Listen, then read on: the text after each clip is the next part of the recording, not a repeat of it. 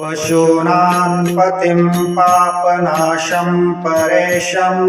गजेन्द्रस्य कृतिं वसानं वरेण्यं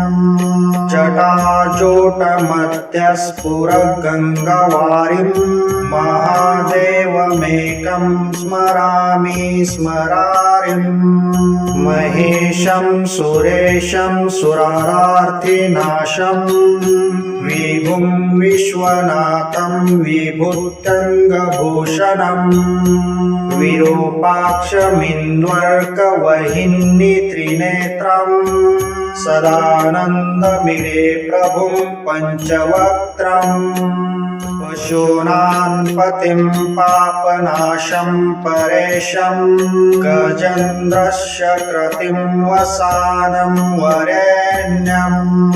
जटाजूटमध्यस्फुरगङ्गावारिं महादेवमेकं स्मरामि स्मरारिम् महेशं सुरेशं सुरारार्थिनाशं विभुं विश्वनाथं विभूत्यङ्गभूषणं विरूपाक्षमिन्द्वर्कवहिन्नित्रिनेत्रं सदानन्दमिरे प्रभुं पञ्चवक्त्रम् पशूनां पतिं पापनाशं परेशं गजेन्द्रस्य कृतिं वसानं वरेण्यं जटाजूटमध्यस्फुरगङ्गावारिं महादेवमेकं स्मरामि स्मरारिम् महेशं सुरेशं सुरारार्थिनाशं विभुं विश्वनाथं विभूत्यङ्गभूषणं विरूपाक्षमिन्द्वर्कवहिन्नित्रिनेत्रं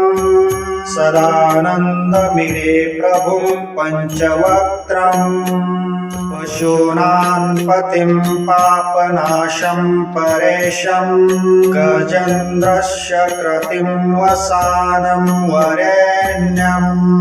जटाजूटमध्यस्फुरगङ्गावारिं महादेवमेकं स्मरामि स्मरारिम्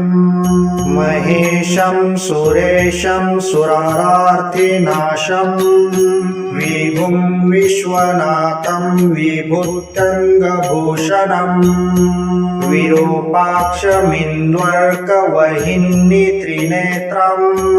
सदानन्दमिरे प्रभुं पञ्चवक्त्रम्